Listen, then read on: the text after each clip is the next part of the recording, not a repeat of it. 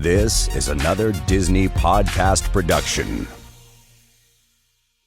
Hey everyone, welcome back to Plan for the Magic. I am Audrey. Over there is my co-host Dave. Hello, everyone. Hello, Dave. I would say, how are you doing? But we literally have spent the last 40 minutes catching up. I know we did. So we can't. I'm not going to fake it. Okay, good. All right. Well, thank you for joining us. This is episode 11 of Plan for the Magic, where we hope you will learn one or two things that will help you plan or wing your next Walt Disney World vacation. Still in for Plan Wing, a Team Wing. Yep. I'm in for Team Wing. Well, we have a lot to cover. So, Yes. First of all, we're a week behind because Life. I just say back to school season. Yeah. Kind of. It's not a bad thing. It's just like, oh crap. It was just one of those, oops. I needed to get my act together. And totally fine. Now it has been put back together. So here we are. I have missed you. I've missed this. And in dragging our feet a week, there are a number of things that have dropped. Oh my. Few little pixie dust / gigantic initiatives that the Walt Disney. Hey, Sorry. There it is.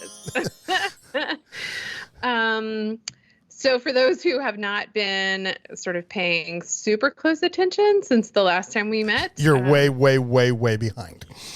I am. No, not you, them. If they haven't been, you're way behind, because Correct. Disney only drops like bombs every, 48 to 72 hours, major changes. It's been par. It is so hard to keep up with. Yeah. We literally have structured this podcast around how to plan around these big changes that Disney keeps dropping. Yes. So Genie and Genie Plus, which are the sort of day touring plan, Lightning Lane, which is the replacement for Fast Passes. We are recording this on Monday, August 30th, where Disney World just announced all of their annual pass changes. But they have re-added it to the Florida parks.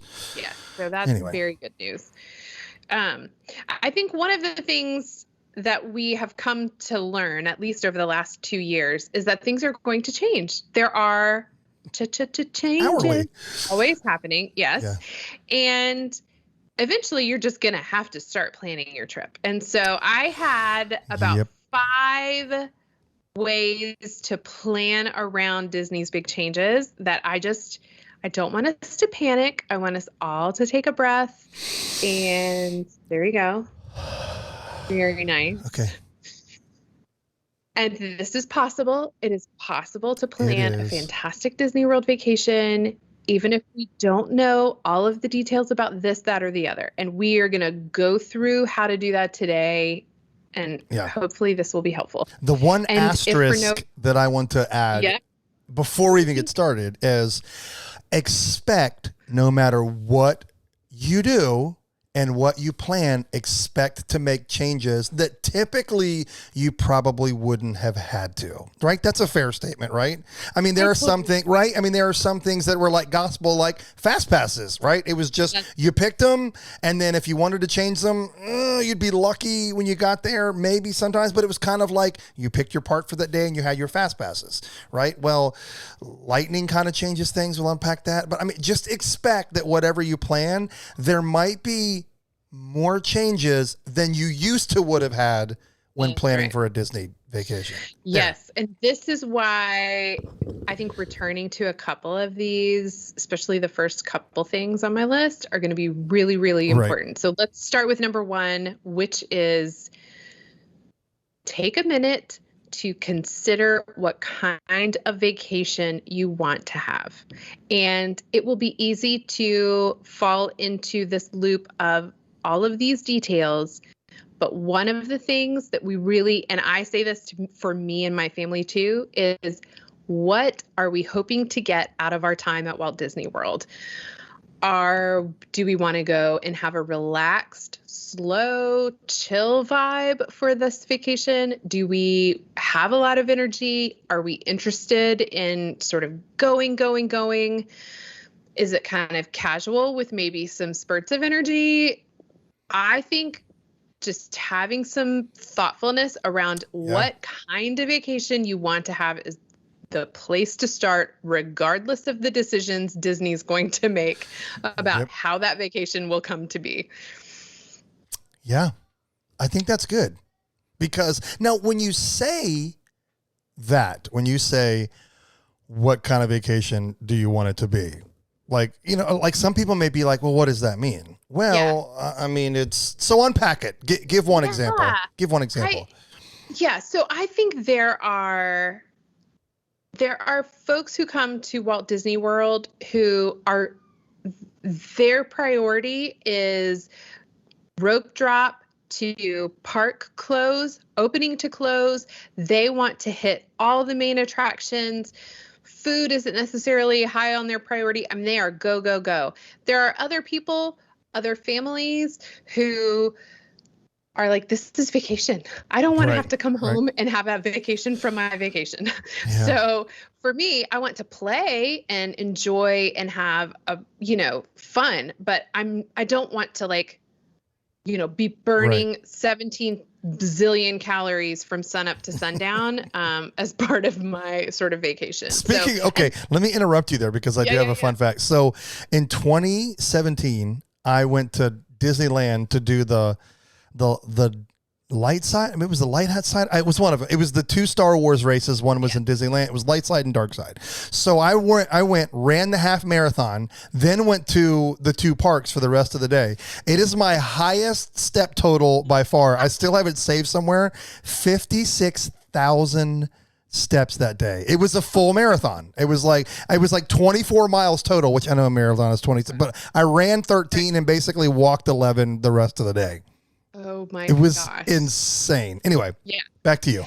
So I just think it's important because otherwise you can get sucked into the hustle. And if that's not the kind of vacation that you really want for you or you and your spouse or your family or friends, that it's not worth getting sucked into the hustle. So really just holding fast to what kind of vacation you want to have is I think really important.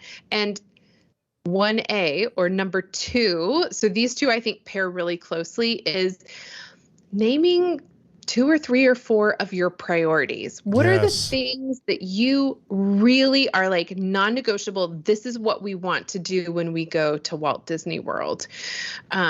Those might be, I know for Team Daniels, that is often late night stuff, fireworks, parades, that evening time. It might be food and beverages.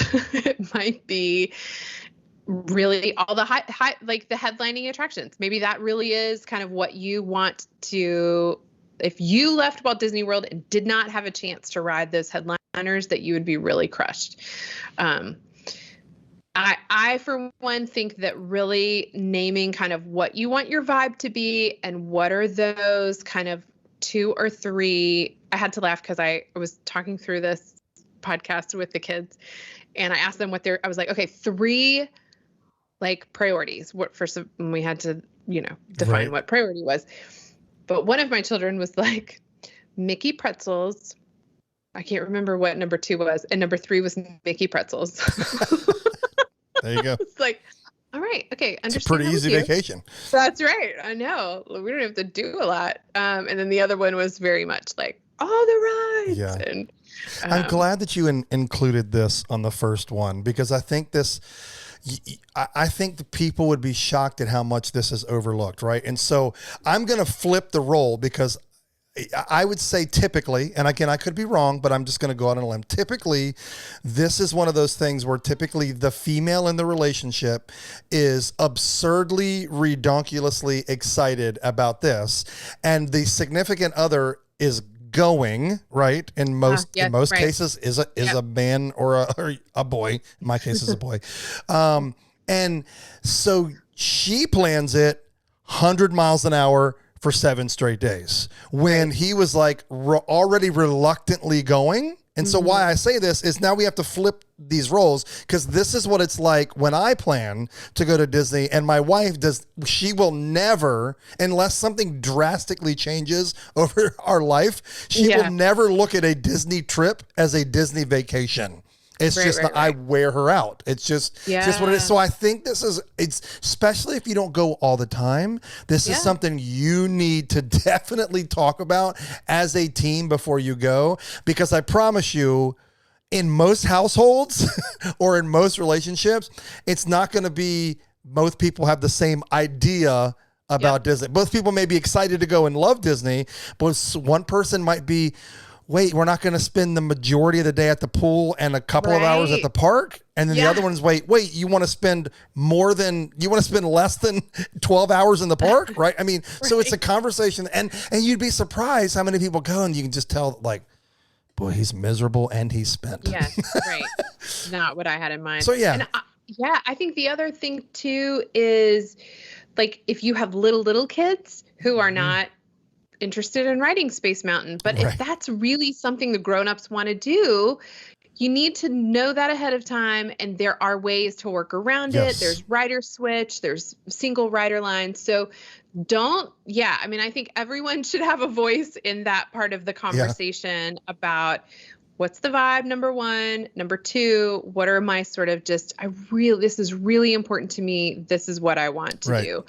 I think that's a place to start. Number three gets a little tricky. I mean, and this honestly, I think has been a lot of the conversation recently around all things Disney is budget and pricing. I think you were the one who texted me today, like, welcome to the world of a la carte, where every part of the Disney experience almost is priced uniquely and independently of every other piece. So with that in mind, as you are budgeting for your Walt Disney World vacation, one tip, and this is not always possible, it is expensive to go to Walt Disney World. I totally get that. But thinking through your budget, if there's a place for you to hold some funds just for extras, and then we'll call back to those priorities here in a minute. So we have our vibe, we have our priorities. We've purchased our tickets. We know the resort where we're staying. We've decided generally what kind of money we're going to spend on food. We've got some for souvenirs, but if there's a little bit left over that we can sort of hold for extras, then we can talk through what all these, extra little things are and put together a plan. But that would be number three, is when you're thinking about your budget, make sure you now hold a line item for these extra things, because gone are the days where the package includes transportation from the airport. So we can actually talk a little bit about that. I know I interrupted you. I meant to send you this screenshot. So Matthew, who is on the OG ADP show, from time to time, he was a founding member and is taking a break. So we'll see what happens in the fall. But he sent me, they are DVC. And I know, Audrey, that you guys just jumped into the DVC plan. So what I'm going to do is I will put this up on the screen, but let me read you a couple of things of now I know this isn't going to apply to everybody. This is only a DVC example, but I think your jaw is going to hit the floor when I read this to you. Okay. So it's something you'll appreciate. I know you can't see it yet, but it is definitely a spreadsheet style. So I'm sure that's your jam when it comes to planning. Yes, it is. So here we go. All right. So I'm going to put her up on the screen here. So this is a family of four when it comes to DVC for 2 7-day trips within a 12-month period. So DVC family of four, which would be you guys, right? Us. And 2 7-day trips. Okay. All right, here we go. In 2019 is the first column. You ready? The DVC annual pass renewal was $650.71 times 4, which was a grand total of $2,602.84. Okay. Yeah. Okay. So now we're focusing on now here's what was here. Let me tell you all of the add-ons that you had to buy. Magical Express, 0. Magic Bands, 0. Photo Pass, 0. Fast Pass, 0. So your DVC AP renewal for the price of 4 and all of those amenities that I just listed were a grand total of $2,602.84. Yep. As of today, buckle in, Mrs. Breen. Okay. Yeah. The DVC AP renewal price is $813.66 for 4 people is a grand total of, take a deep breath, $3,254.64. Add in Magical Express, it's $32.32. 2727. The first 2 numbers are adults. The second 2 numbers are kids. For $818 for 2 trips, that's $236. Because remember, we're going 2 7-day trips.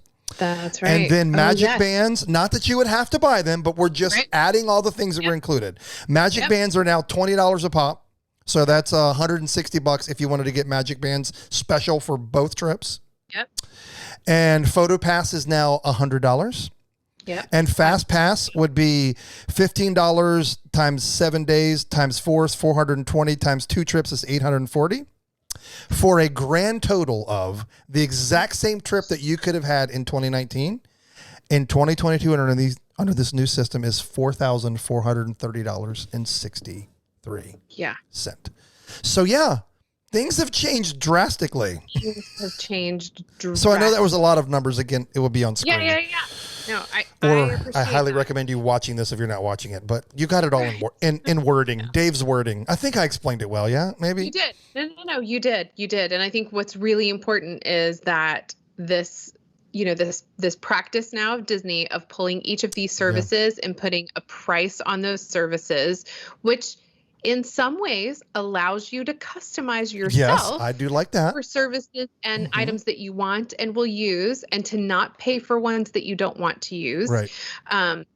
But it will require some more planning. And again, the list of things you can spend money on is infinite, basically. Yes. Okay, it's not really, but it feels infinite. But it is. So yeah, I mean, I think if we create this line item budget that has extras, then we can choose how we're going to spend that. Right. I mean, I think it's unfortunate, for families who were used to that. In some ways, I'm like, we're new to DVC. We didn't know any better. Right. So, like, the baseline for us is like, what's the difference? We don't even know. But yeah, for those families who had budgeted for that to be a 2-trip vacation, that's a huge difference. All right. So we have number 1, vibe. Number 2, your top 3 or 4 priorities. Number 3, trying to create that budget line item for extras. And number 4, which is what our episode tonight was supposed to be, was our first, in fact, we didn't even think it was going to fill one episode. We will get around to doing an episode on all of our favorite Disney resources for you. Yes. And we have said this 100,000 times. I mean, we haven't really, but whatever episode we're on, I feel like in almost every single one, we have talked about the value of a certified Disney vacation planner. Yeah. I would say that's even more important now than ever. Yep. So my step number 4 on ways to plan around Disney's big changes is to find yourself a certified Disney vacation planner and bring them into your planning process. I do have a confession to make. Oh, yeah. I have never done that. Oh, you're kidding. No, never. But we vacation. Well, first of all, in 2007, when it would have been super handy because we had the meal plan that was included when we stayed at Caribbean Beach that included 1 sit down. And it was really, really challenging to get reservations on days where we wanted to, at times when we wanted to, based on what we were doing that day.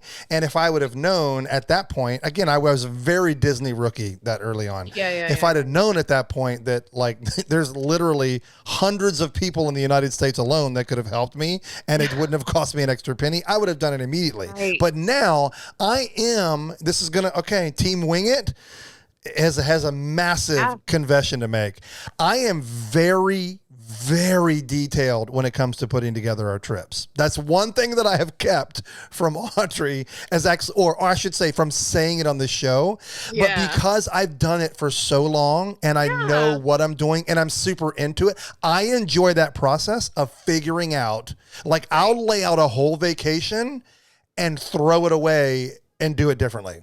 I've done it countless times, just to like, okay, what if we did it like this? Or what if we did it like this? Like we whiteboard magnets, moved everything around. Like, but I'm just like, there are people that like, if I'm paying $5,000, I don't want to have to think about it. I get that. I totally get that. But for me, I'm all like, I want to be involved in everything. I think that's more of like my personality and my nature. But like, I can wing these trips now because I spent years and years and years detailing the crap out of everything that we did. Yeah. So there. Yeah. No, I think that's right. And so a couple things about what you just said, and I want to highlight, is that it is no cost to you to do it. Right. And I do think it matters to find someone who matches well with your level of interest in planning. Yep. So I've talked about my friends, Bo and Holly. They have worked with me on several of our family vacations. They're with Be Our Guest Travel. And I mean, we have a running joke that they're just really like my guardrails. It's like, I'm with you. Like, I have such a desire to get into the weeds and understand and do this and that, or maybe either my bumpers, I think of that on bowling, or like my backstop, like just eventually I'll get to a point where I'm like, but I will say again, I think as much as I enjoyed their help or imagine it being helpful before, like, you just going through that budget again makes me realize there are just so many decisions, even more so now than there used to be. And having someone who understands these things like Genie Plus and Lightning Lanes and Genie, and, they will have a whole set of trainings that Disney provides, certified Disney vacation planners that we just lay people don't have access to. Right. So they're going to be really helpful, I think. I mean, I would say at this point in Disney history, I mean, especially, and when I say that, I mean, like take the last decade, right? The last decade. So weird fun fact, the 2000 teens was the first decade since Disney started in the theme park business that they didn't open a new gate.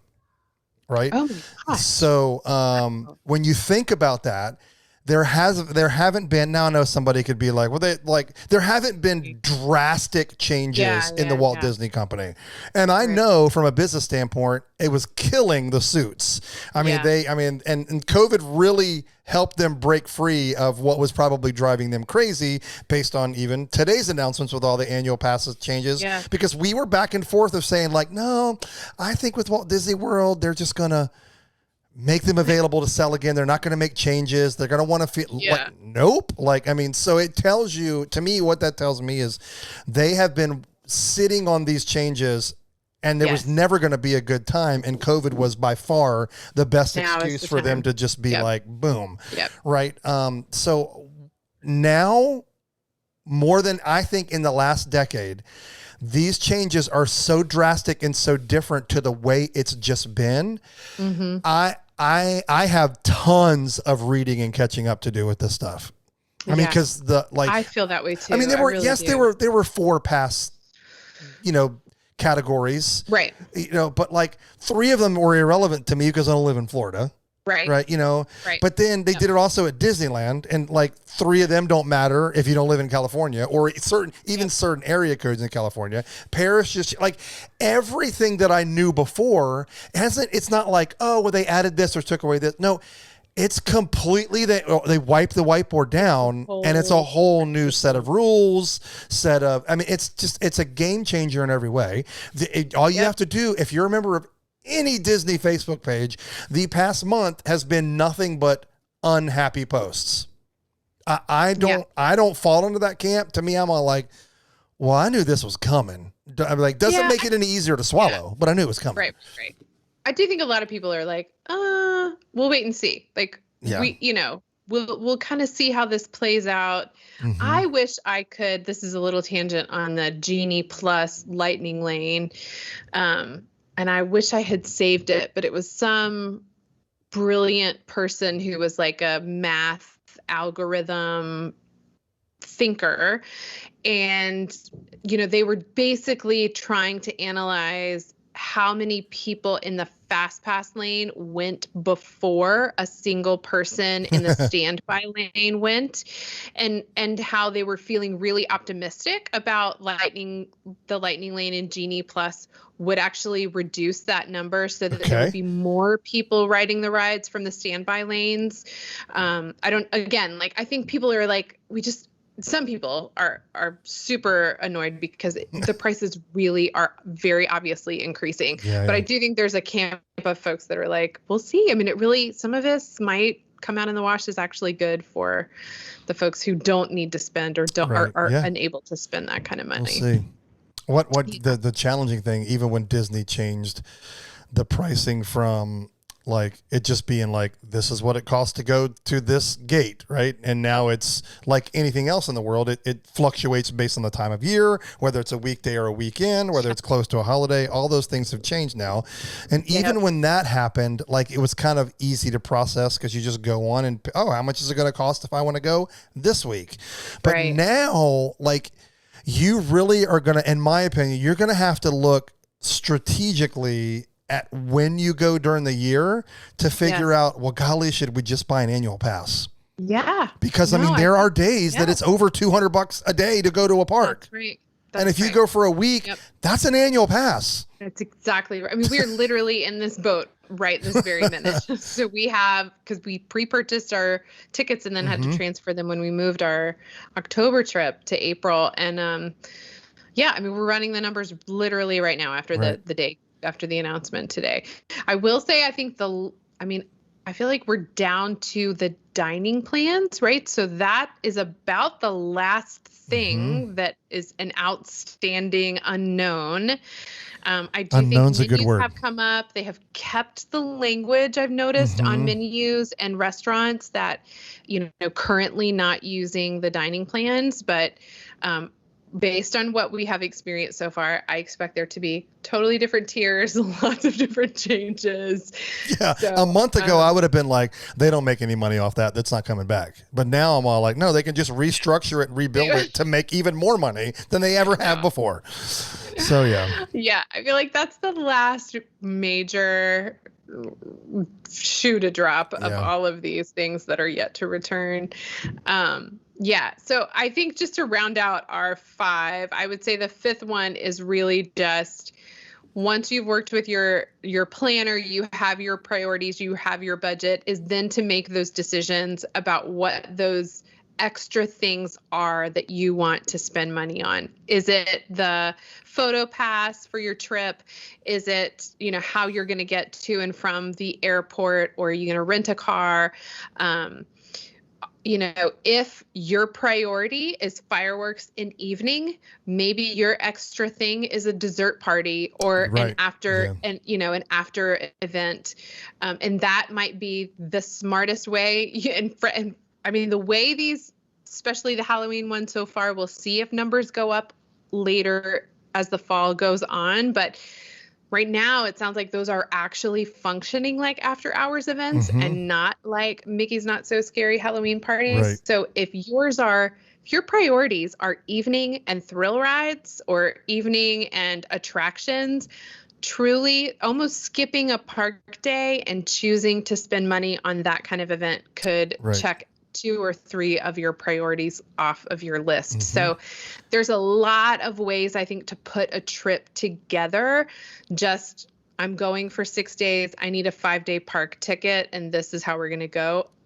I mean, that might be the answer, but I actually think there's a lot of creative ways to create a trip, and making sure you know what kind of trip you want, what your priorities are, and then bring along someone who's an expert that can help you make those decisions. Yeah. I think regardless of, there's one thing that has hit me in all of these changes, and that is, Orlando is a big, vibrant city that, of course, was anchored by Disney, and of course, SeaWorld is no slouch. Obviously, Universal is a big punch, right? And so there were definitely people that go to Orlando that sprinkle in a little bit of everything. And so I would love to know, like, hopefully somebody out there is going to measure this. And so I don't know how that would be possible because you're talking about multiple different companies. But in my opinion, I think there will be a shift in if for people that would go to Orlando for 7 days. And like for me, when I do that, that's all at Disney. Yeah. I have never been to Universal Orlando. I have never been to SeaWorld. Am I interested in going there? Oh, yes, I am. But the problem is I don't go for 7 days. I go for these short jaunts. I'm a Disney fanatic. That's where I want to be. But people that are still used to taking their once a year week vacation and they're deciding to go to Disney World, how much of that now is going to be not 4 to 5 days at Disney, but 2 to 3 and doing other things because Disney is so much more expensive. Like that's what I want to see kind of unpack. And I would love to know like these other numbers on that. These other entertainment venues have seen a bump since COVID. Right. Because like I don't know if I'll ever get that, but I can't help but think that that's not going to happen. Like for us, like, I mean, we talked about it. We are very early this summer. Well, it was early for our summer because our kids get out of school in the middle of June. We went and we stayed at Margaritaville. I would have gone to Disney 2 to 3 days. I took each kid one day separately and my wife didn't get to go. Why? Because it was $700 for us to go for 2 days. Like, right. Like we've taken family vacations to the Outer Banks for half of that. Right. I mean, so like, I know that's a very cheap vacation, but like, you can get away for a weekend for $300 to $500, probably, whether it's camping, whether it's going to the beach, whatever it is. Right. And so to me, I was like, we can't spend that to go for like 20 hours, 16 hours. Like it's insane. Well, I think you guys, on the Another Disney podcast, like proper show, you did that, like is Disney pricing itself out of the middle class? I think that is such an important conversation. And I think it's really, it remains to be seen. There are certainly consumers who are willing. I mean, the speed at which the Boo Bash tickets sold out, we hadn't even decided. This was before we had rescheduled our trip. Literally hadn't even like made the decision yet, and they were gone. So there are people who are going to spend that money. But there were ways, I think, to make a Disney trip accessible, and that's becoming harder to do. I'm not yet willing to give up. I think there are still ways to do it. Yeah, I think so. I think it's so new, right? We're going to have to figure out what that path looks like. Right. And it's going to be harder. It's not as obvious. I think it'll be different. Creative. Yes, I think that's right. And I think why I say that, it's funny that you bring up Boo Bash. Like there were several dates that were sold out, but literally this weekend, I read an article that it is, like we've said, today is August 30th, all of the Boo Bash parties run up, and on October 31st, every single one of those shows as of 2 or 3 days ago, if experiences is sold out. So it is August 30th. You're talking, we are more than 60 days out from Halloween, and there isn't. So at $150, $180, $200 a ticket. Yeah. Somebody's buying them. Yeah. What do you do? Like, what I've always said is if you're not happy with something at Disney, vote with your wallet. Right. Well, people are. And it's not, right. And it's not the people that are whining on Facebook. That's right. No, I think that's right. I do think, like I said, I think there are ways to make it happen. It's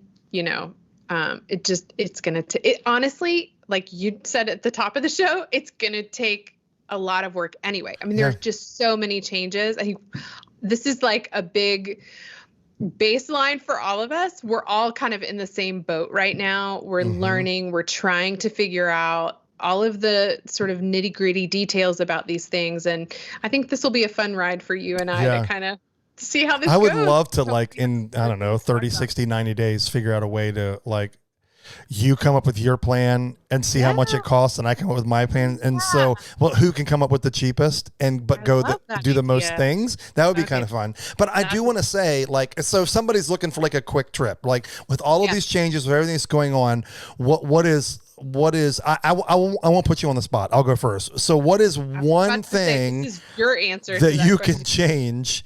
What is one thing that you can change about going to Disney and still going to Disney? I think is maximize Orlando as a city. What I mean by that is if you typically go to Disney for a week, it might be now 3 days, and you spend a couple of 2 days, 2.5 days of where you're experiencing something else. Like, which I know, like, that's not what I want to do. Right. But if it comes to the point where it's $4,800 for the four of us to go, like, for a week, but we can go and cut it in half if we only go 2 or 3 days, like, I'm going to explore that option because I want to go. And so, but I think it's going to result in, which is funny, right? So this is the debate that I'm having with my Disney friends. I know you and I haven't had this conversation yet, but I think, Disney's like, they're trying to figure out how they charge more and make the same with less capacity in the park. But my concern is, well, our people are still obviously coming to Disney, but are they staying on property? Are they staying as long? Are they eating there? Like, something is having to give with some people. And what is it? Right. And so for me, I'm going to pick what's going to give.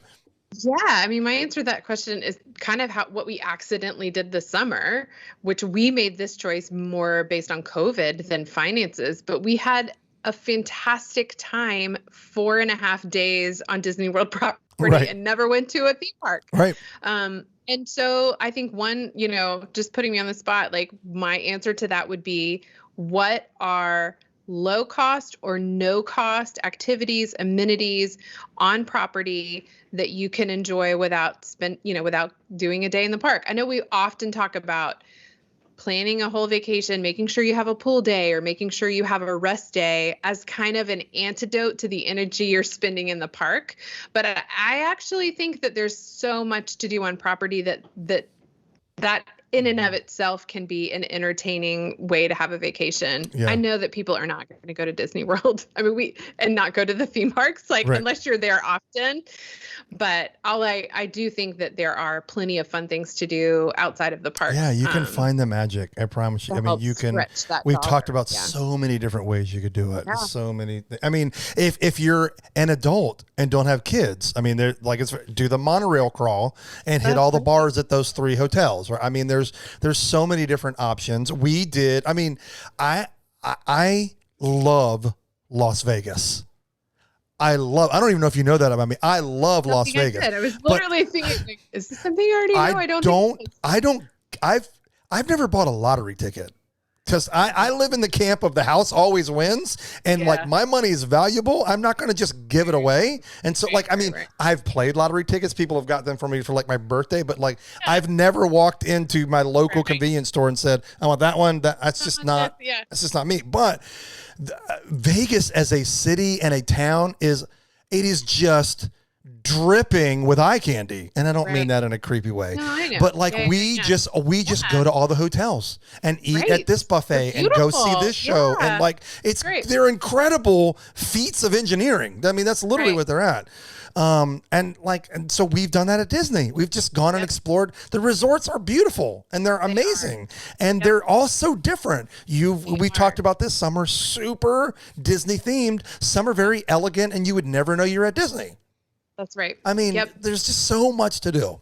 Yeah, and on that trip, we had on our to-do list to go to the boardwalk, which we ran out of time. We literally, we didn't even have enough time to do all the things we wanted to. So, all right. Well, I hope that sort of gives some anxiety reduction. There are ways to do this. There are a lot of changes. Dave and I will be here. There are plenty. We will get this podcast done about our favorite resources, because I think now they are probably more valuable than ever as we're navigating all of. They are much smarter than we are. I hope that doesn't offend you at all. I don't think it does. I'm not smart. But so I think we're all on this ride together. So here we go. I guess. Oh boy, what to do.